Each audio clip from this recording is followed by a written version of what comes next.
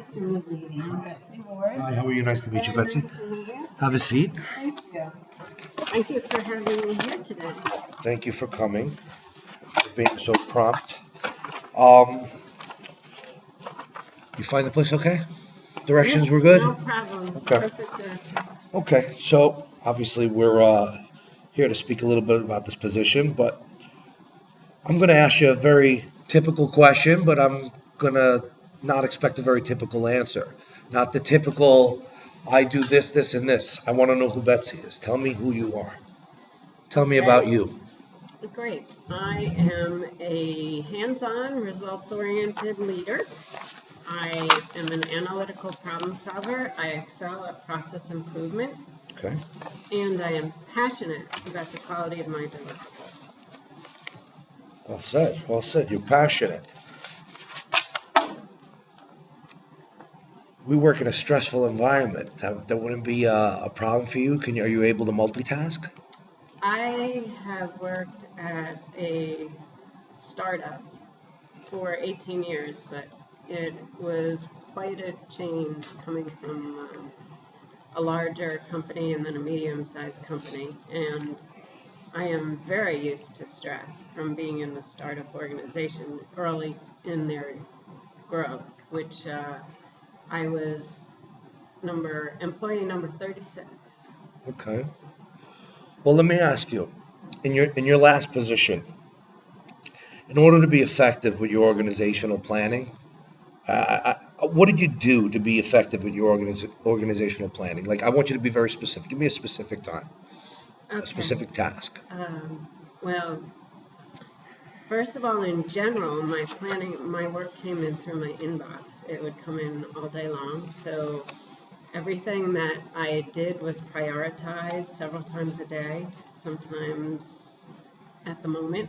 And I would try to bring into that any new task the experiences I had or the tools that I used in the last task. For instance, I had regression test plans that I had developed over several years, and I would reuse pieces of them. I also had an Excel spreadsheet where my staff and any additional resources that I used were noted with all their strengths, so I could assign those areas of the application that they were stronger in to those people.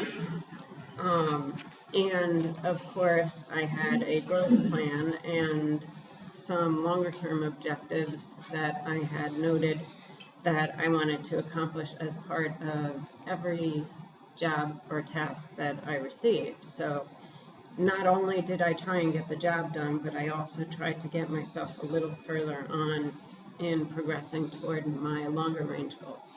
Okay. Give me an example of a time that you failed to meet, let's say, a specific deadline.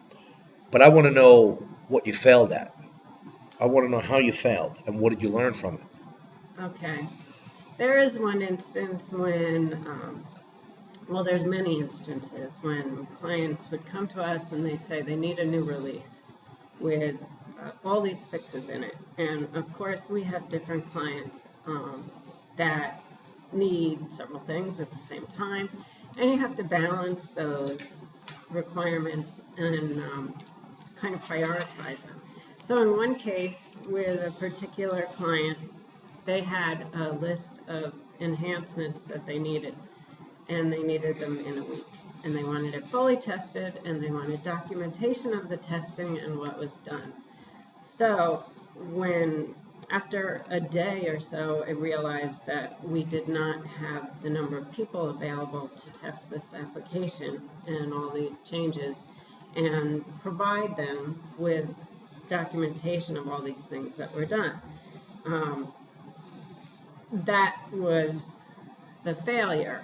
However, what I did to get around the failure was go to the project manager, the client, and ask for some more specifics, which prioritize the enhancements and the tests related to them themselves for that client. The client would prioritize those things. And see if we could get a slight delay on the project, a couple more days, and maybe also use some of their people to help test the enhancements. Okay.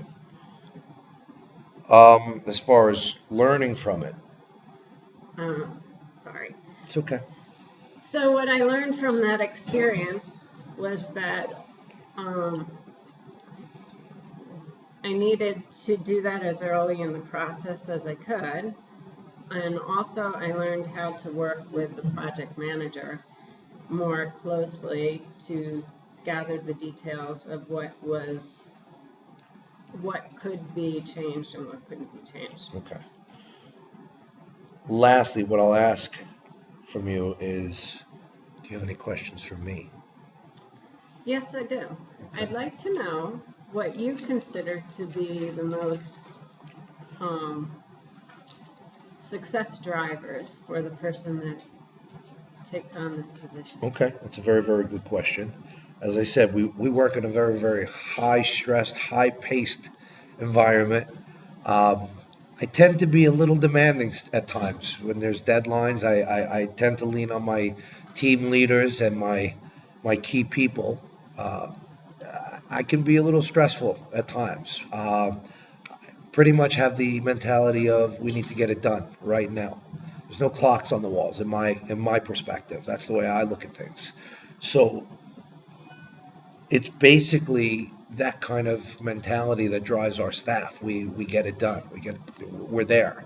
We're constantly getting that job done. So is that something that you would have an issue with?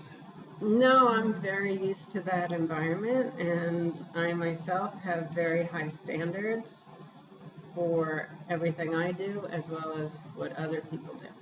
So I think that I would thrive in that environment because the pressure pushes me along to the next step. Okay, that's all I have for now. Um, we will be in touch. Mr. Mazziti, can you Yes. tell me what the next steps would be? We're interviewing several other candidates.